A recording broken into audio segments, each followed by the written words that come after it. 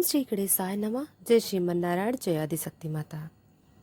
दोस्तों, आपका दिन शुभ और मंगलमय हो।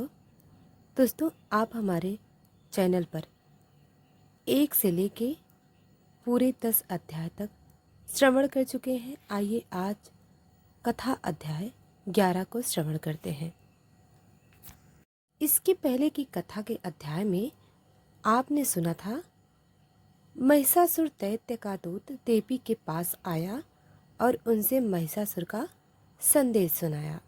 तो दोस्तों, अब आगे की कथा आज श्रवण करते हैं। व्यास जी कहते हैं, महाराज, भगवती जगदम्बा श्रेष्ठ स्त्री के रूप में विराजमान थी। महिषासुर के मंत्री की बात सुनकर वे मुस्कुराती हुई मेघ की तरह गंभीर वाणी में उससे कहने लगी। देवी ने कहा, मंत्री वा, तुम्हें यह निश्चित रूप से समझ लेना चाहिए कि मैं देवताओं की जननी हूँ। मेरा नाम महालक्ष्मी है। संपूर्ण दैत्य को मारने के लिए ही मैं प्रकट होती हूँ। महिषासुर का वध करने के लिए सभी देवताओं ने इस समय मुझसे प्रार्थना की है। उस दानव राजा के कारण देवता अत्यंत कष्ट भोग रहे हैं। इस समय उन्हें यज्ञ में भाग भी नहीं मिल पा रहा है, इसलिए आज मेरा यहाँ आना हुआ। मंत्री व मैं महिषासुर को मारने के प्रयत्न में लगी हुई हूँ। मैं अकेली ही नहीं हूँ, मेरे साथ विपुल सेना है। अनग तुमने जो साम नीति का प्रयोग करके आदर पूर्वक मेरा स्वागत किया है, मीठे वचन कहे हैं, इससे तुम पर संतुष्ट हूँ। नहीं तो निश्चय जानो, मेरी दृष्टि प्रलय अग्नि की तुलना करने वाली है। उसके प्रभाव से तुम बच नहीं सकते। उससे कहना, अगर तुझे प्राणों को का लोभ हो तो तुरंत अभी पाताल चला जा। तू नहीं जानता, चाहेगा तो तुझ अपराधी और दुष्ट को मैं युद्ध के मैदान में मार डालूंगी। मेरे बाण के तेरे शरीर की धज्जियां उड़ जाएंगी। मेरे लिए यमराज के घर जाना आवश्यक हो जाएगा। मेरी इस दयालुता को समझकर इसी क्षण इस लोक से विदा हो जा। मूर्ख, तेरे मर जाने पर देवता स्वर्गलोक पर अधिकार प्राप्त कर लेंगे, इसलिए तू सागर पर्यंत इस पृथ्वी का परित्याग करके तू अकेला ही यहाँ से हट जाने की व्यवस्था कर। मूर्ख, तेरे बाण तेरे शरीर को लक्ष्य बनाए, इसके पहले ही तू पाताल चला जा। इसी में तेरी कुशल है। असुर, अगर तेरे मन में युद्ध करने की इच्छा हो तो अभी अपने संपूर्ण महाबली वीरों के साथ यहाँ चला आ। मैं तुझे यमराज के घर भेजने के लिए तत्पर हूँ। अरे प्रचंड मूर्ख, तेरे जैसे असंख्य दानवों का प्रत्येक युग में मैंने वध किया है, वैसे ही मैं तुझे युद्ध के मैदान में मार डालूंगी। तू मेरे शास्त्र को धारण कर सफल कर दे। मूर्ख, तू महान दुराचारी है। श्री ब्रह्मा जी के द्वारा तुझे जो वरदान मिल गया है, उसका अभिमान मत कर। केवल स्त्री ही तेरा वध कर सकती है। यह निश्चित जानकर तूने प्रधान देवताओं को बड़ा कष्ट पहुंचाया है। आज तो ब्रह्मा जी का वचन सत्य करना परम आवश्यक है। फिर भी अनुपम स्त्री का रूप धारण करके तुझ अपराधी को मारने के विचार से ही मैं यहाँ प्रकट हुई हूँ। अगर तुझे जीने की इच्छा हो तो आज ही देवताओं के साथ स्थान छोड़कर पाताल में जहाँ सांपों का साम्राज्य है, वहाँ चला जा। व्यास जी कहते हैं, महिषासुर का वह प्रधानमंत्री भी सूरवीर था। देवी की बात सुनकर उसने सारा गर्भित उत्तर दिया आरंभ कर दिया। देवी, तुम अभिमान में चोर रहने वाली स्त्री के समान बातें करती हो। कहाँ तुम और कहाँ वे दानवराज। भला इस प्रकार का अनुचित युद्ध कैसे हो सकता है? तुम अकेली स्त्री हो, अभी जवानी के प्रथम सोपान पर तुम्हारा प्रवेश हुआ है। तुम्हारे तो सभी अंग भी कोमल हैं और उन महिषासुर के शरीर की आकृति बड़ी विशाल है, इसलिए बड़ी कठिन के साथ उनके साथ तुम्हारी मित्रता हो सकती है। महिषासुर के पास हाथी, घोड़े और रथों से परिपूर्ण अनेक प्रकार की सेना है। जिस प्रकार मालती के फूल को मसल डालने में गजराज को कुछ भी मेहनत नहीं करनी पड़ती, वैसे ही महिषासुर के हाथ संग्राम में तुम्हारा अंत हो जाए, इसके लिए उन्हें कुछ भी प्रयास करना नहीं पड़ेगा। हमारे राजा साहब देवताओं के महान शत्रु हैं, किंतु तुम में उनकी अटूट श्रद्धा है, इसलिए साम और दाम नीति का प्रयोग करके ही मैंने तुमसे बात करना उचित समझा है। नहीं तो तुम झूठ बोलती हो, व्यर्थ के अभिमान में भरकर अपनी चतुर दिखा रही हो, और रूप और यौवन का तुम्हें अभिमान हो गया है। यह मानकर मैं तुम्हें आज ही बाण के द्वार मृत्यु के मुख में झोंक देता। तुम्हारे रूप में जगत के रूपों को तुच्छ करने की योग्यता है। इसे सुनकर मेरे महाराज मोहित हो गए हैं, और उनकी प्रसन्नता के लिए तुम्हारे प्रति मेरे मुख से अत्यंत मधुर वाणी निकल रही है। उनके संपूर्ण राज और धन पर तुम्हारा अधिकार रहेगा, और वे तुम्हारे सेवक होकर रहेंगे। मृत्यु दागी क्रोध का परित्याग करके तुम उनमें प्रेम भाव बनाने की कृपा करो। भामिनी, मैं शक्ति पूर्वक तुम्हारे चरणों में पड़ा हुआ हूँ। तुम्हें जल्द ही महिषासुर की पटरानी बन जाना चाहिए। अविकल रूप से त्रिलोकी की सारी संपत्ति तुम्हारे अधीन रहेगी। महिषासुर से संबंध हो जाने पर संसार जनित समस्त सुख तुम्हारे लिए बड़े आसान हो जाएंगे। मंत्री की बात सुनकर देवी कहने लगी, मंत्री वह सुनो, मैं शास्त्र की मर्यादा के अनुसार चतुर का सहारा लेकर वाक्यों का बिल्कुल सार तुम्हें समझाती हूँ। मेरी समझ में आ गया है कि तुम महिषासुर के प्रधानमंत्री हो, और तुम्हारे इन वचनों से स्वतः सिद्ध हो रहा है कि तुम भी पाशविक बुद्धि ही प्राप्त है। जिसके तुम जैसे मंत्री हैं, वह भला बुद्धिमान कैसे हो सकता है। तुम दोनों एक जैसे हो। श्री ब्रह्मा जी ने तुम्हारी बड़ी अच्छी जोड़ी मिलाई है। अरे मूर्ख, मेरे विषय में तुमने जो कुछ भी कहा, स्त्री स्वभाव वाली हो, सो विचार पूर्वक देखो तो क्या मैं पुरुष नहीं हूँ। मैंने स्वाभाविक गति से स्त्री का वेश धारण कर लिया है। तुम्हारे स्वामी स्त्री के हाथ अपनी मृत्यु मांग चुके हैं। उसे पूरा करने के लिए ही मुझे ऐसा करना पड़ रहा है। इससे मैं समझती हूँ कि वह प्रचंड मूर्ख है। वीर रस के तत्व से वह निरंतर अपरिचित रहा है। स्त्री के हाथ से मरना पराक्रमहीन के लिए भले ही सुखकर लगता हो, सूरवीर के लिए तो महान कष्टप्रद है। ऐसे ही निंदनीय मृत्यु स्वयं बुद्धिमान बनने वाले तुम्हारे स्वामी महिषासुर ने मांगी है। इसलिए तो स्त्री का रूप धारण करके उस कार्य को संपन्न करने के विचार से ही मैं यहाँ उपस्थित हुई हूँ।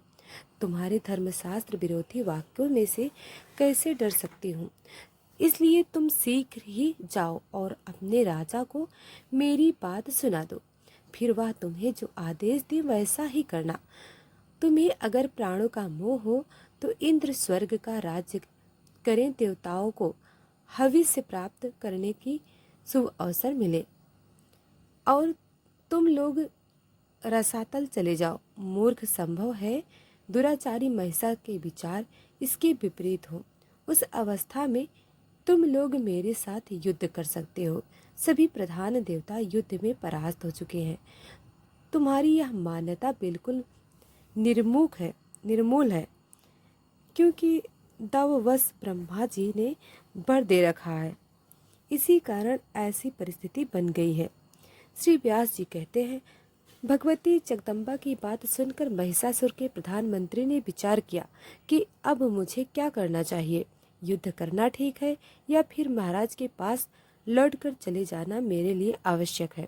महाराज अवश्य ही कामतुर हो रहे होंगे, और उन्होंने इस स्त्री के साथ विवाह करने के उद्देश्य से ही मुझे यहाँ भेजा है।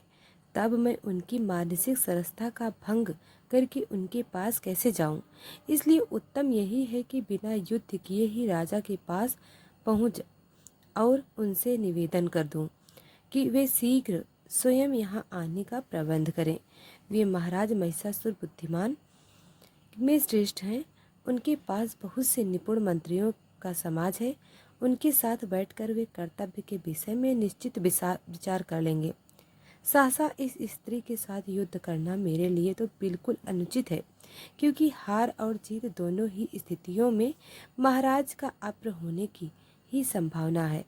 संभव है कि यह स्त्री मुझे मार ही डाले, या फिर किसी उपाय में से इसे मारने में सफलता प्राप्त कर लूं, तब भी तो मैं राजा महिषासुर के क्रोध का भजन ही बनूंगा। इसलिए वहीं चलकर देवी की कही हुई बात मैं महिषासुर को सुना दूं, यही मेरे लिए हितकर होगा। फिर उनको जो अच्छा लगे वही करे। व्यास जी कहते हैं कि इस प्रकार विचार कर के वह बुद्धिमान मंत्री राजा महिषासुर के पास लौट आया और प्रणाम करके उसने यम कहा आरंभ कर दिया कि राजन सिंह पर बैठी हुई वह देवी बहुत ही सुंदर है। 18 भुजाओं के कारण उनका विग्रह अत्यंत सुंदर प्रतीत हो रहा है। उसने भुजाओं में अस्त्र शस्त्र धारण कर रखे हैं। महाराज, मैंने उस देवी से ऐसा कहा कि तुम राजा महिषासुर की सेवा में चलो। वे त्रिलोकी के स्वामी हैं, तुम उनकी प्रेयसी रानी बनने का शुभ अवसर प्राप्त कर लो। तुम ही उनकी पटरानी बनोगी, यह बिल्कुल निश्चित है। वे तुम्हारे वशवर्ती बनकर आज्ञा पालन करने में सदा तत्पर रहेंगे।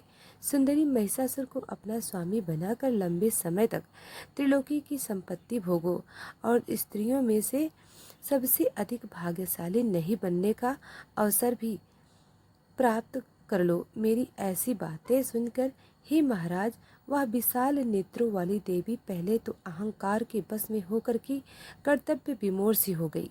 फिर हंसकर मुझसे कहने लगी कि भैंस के पेट से पैदा हुआ महिषासुर पशुओं से भी गया गुजरा है। मैं देवताओं का हित करने के विचार से उसे देवी के बलि चढ़ा दूंगी। अरे मूर्ख, जगत में कौन ऐसी मूर्ख स्त्री है जो महिष को पति बनाए? फिर मुझ जैसी विवेकवती स्त्री उसे कैसे स्वामी बनाने में विचार कर सकती है? सींग वाली भैंस ही उस सींग वाले भैंसे को अपना पति बनाया करे। मैं उस महिषी की भांति डकरा हुई उसे अपने पति नहीं बना सकती। मैंने तो युद्ध के मैदान में उपस्थित होकर उसके साथ युद्ध करने का निश्चय किया है। मेरे हाथ देवताओं से शत्रुता करने वाला महिषासुर काल का केवल कलेवा बन जाएगा। दुष्ट, अगर तुझे जीने की इच्छा हो तो पाताल भाग जा। राजन, इस प्रकार उस स्त्री ने तो मुझसे बड़ी कठोर बातें कही। उन्हें सुनकर बहुत विचार करने के बाद मैं वहां से लौट आया हूँ। रस भंग हो जाने की आशंका से मैंने उसके साथ युद्ध नहीं छेड़ा। आपकी विशेष आज्ञा पाए बिना ऐसा व्यर्थ उद्यम मैं भला कैसे कर सकता था? राजन, वह सुंदरी असीम बलि के अभिमान में चूर है। भविष्य में क्या होगा यह बात तो मेरी समझ में बिल्कुल बाहर है। इसलिए आप खुद ही इसका निर्णय करें, युद्ध करना या फिर यहाँ से भाग जाना। इनमें से कौन सा काम कल्याणप्रद होगा, इसके अंतिम निर्णय तक पहुँचने में मेरी बुद्धि तो असमर्थ है। व्यास जी कहते हैं, मंत्री की बात सुनकर अभिमान में चूर रहने वाले महिषासुर ने अपने बूढ़े मंत्रियों को बुलवाया और उनसे मंत्रणा की। राजा महिषासुर ने कहा, मंत्रियों, इस अवसर पर हमें क्या करना चाहिए? आप लोग शीघ्र ही अपना अंतिम निर्णय बताइए। सुबरासुर से संबंध रखने वाली माया की तरह देवताओं की रची हुई यह माया ही सामने आ गई है। क्या इस कार्य में आप लोग परम प्रवीण हैं? तरह तरह के उपाय सोचने में आपकी बुद्धि कुशल है। ऐसी परिस्थिति आ जाने पर साम दाम आदि उपाय में से किसका अवलंबन करना चाहिए, यह मुझे बताइए। तब मंत्री बोले, महाराज, प्रत्येक समय सत्य और वचन ही बोलना चाहिए। विवेकी पुरुष हितकर कार्य के लिए उसके बारे में पहली भांति सोचकर ही अपना मत बताया करते हैं। राजन, कुछ बातें तो सत्य और हितकर होती हैं, कितनी ही बातें अच्छी होती हैं होते हुए भी अहितकर होती हैं, जो सुनने में अच्छी लगती हैं, लेकिन उनसे भला नहीं होता।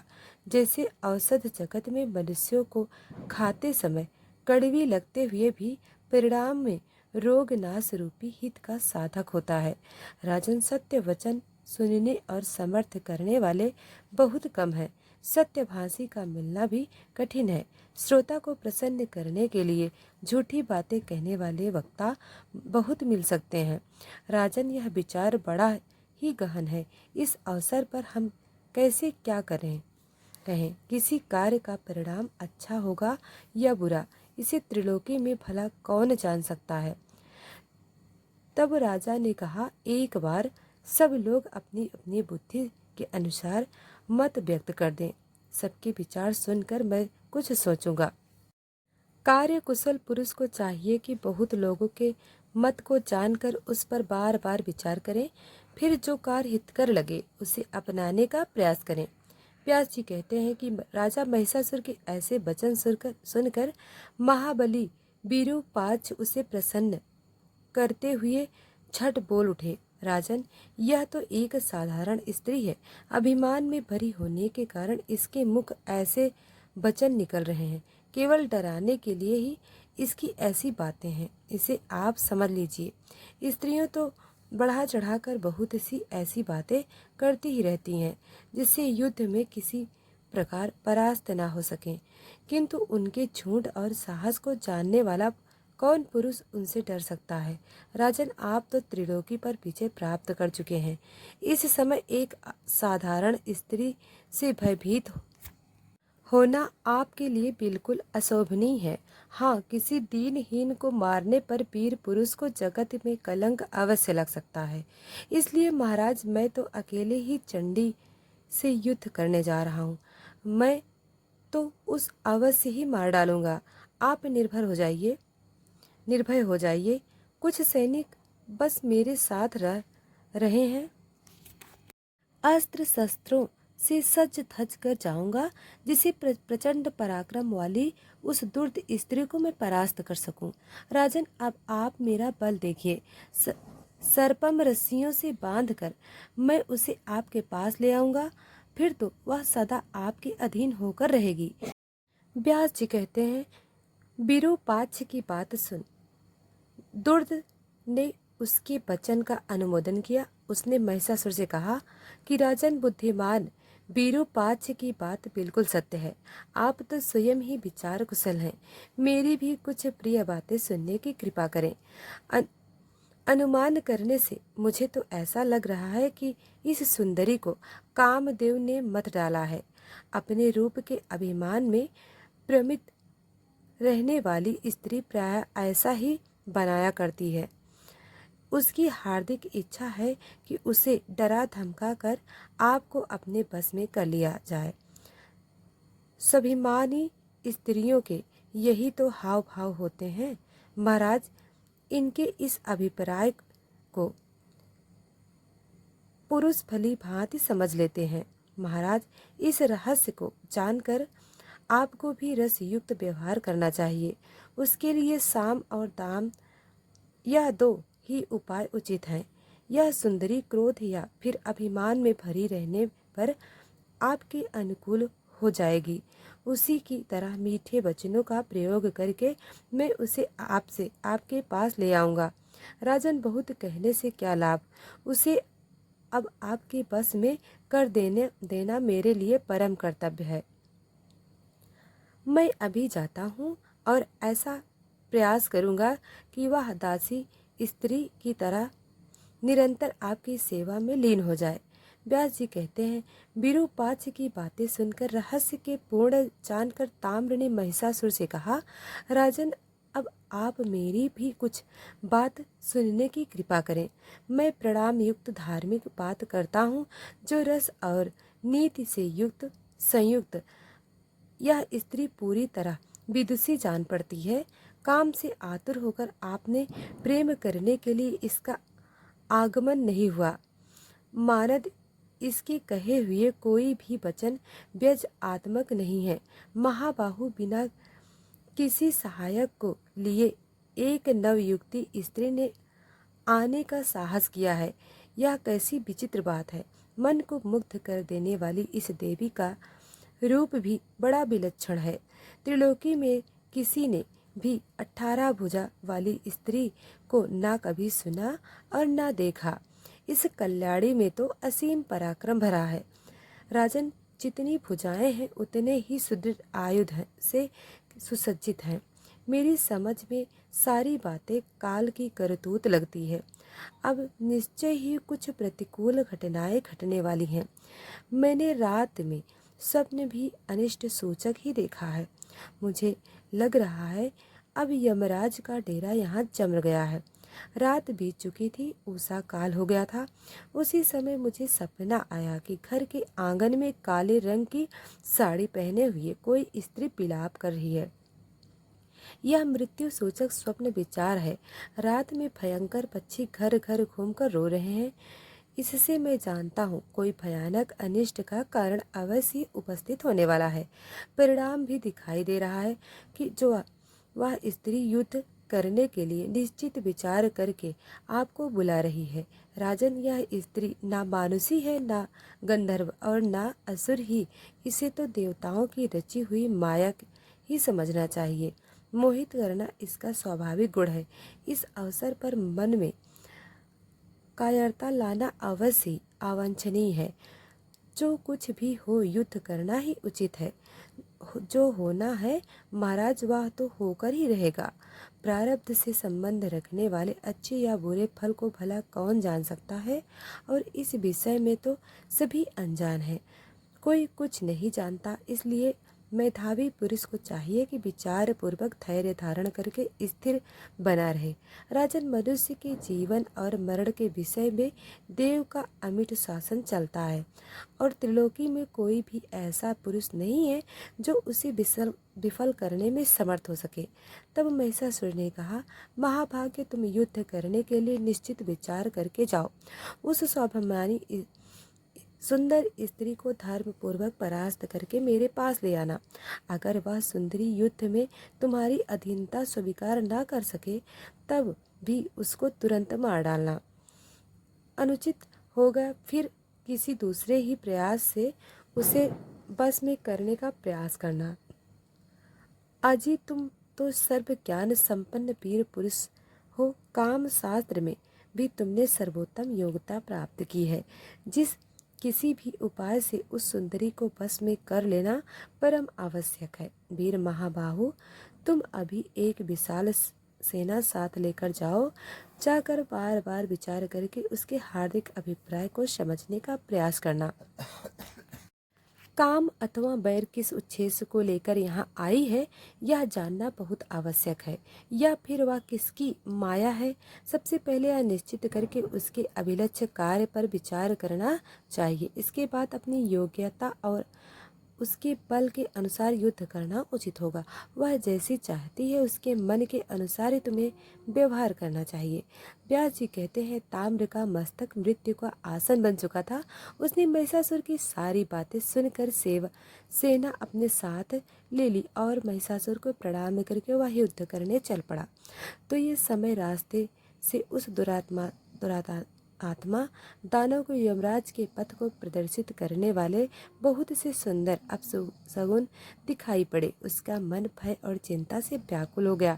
आगे बढ़ने में ताम्र ने उस भगवती को देखा और उसी देवी सिंह पर सवार भी सभी देवता उनकी स्तुति कर रहे थे। समस्त आयुध से उनकी अनुपम शोभा ही हो रही थी। ताम्र श्याम नीति का प्रयोग करके विनीत बनकर सामने खड़ा होकर नम्रता पूर्वक मधुर बाणी में भगवती जगदम्बा से कहने लगा, देवी, मस्तक पर सुंदर सिंह धारण करने वाली दैत्यों के सरदार महिषासुर तुम्हारे रूप और गुणों पर अपने आप को निछावर कर चुके हैं।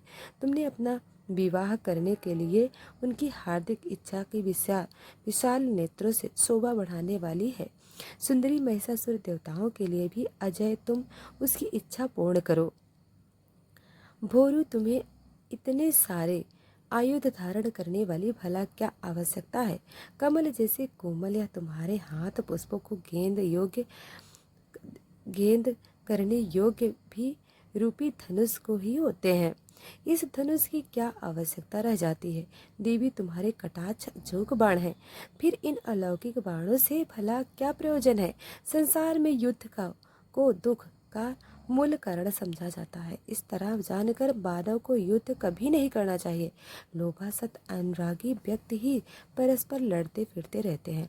देवता हो या दानव, सभी हमारे महाराज महिषासुर का सम्मान करते हैं। तुम उन्हें अपना स्वामी बना लो, वे तुम्हारे सभी मनोरथ को पूर्ण कर देंगे। सभी प्रकार से तुम उनकी पटरानी बनकर रहना, इनमें किंचित भी मात्र संदेह नहीं है। देवी, बात मानो, इससे तुम्हें सर्वोत्तम सुख ही सुख मिलेगा। यह निश्चित है कि संग्राम कष्ट भोगने के बाद विजय हो जाना संदेह से मुक्त विषय नहीं है। सुंदरी, तुम्हें तो राजनीति का पूरा ज्ञान है। हजारों वर्षों तक संपूर्ण राज्य सुख भोगने की कृपा करो। व्यास जी कहते हैं कि ताम्र की उपयुक्ति बात सुनकर यह देवी भगवती का मुख मंडल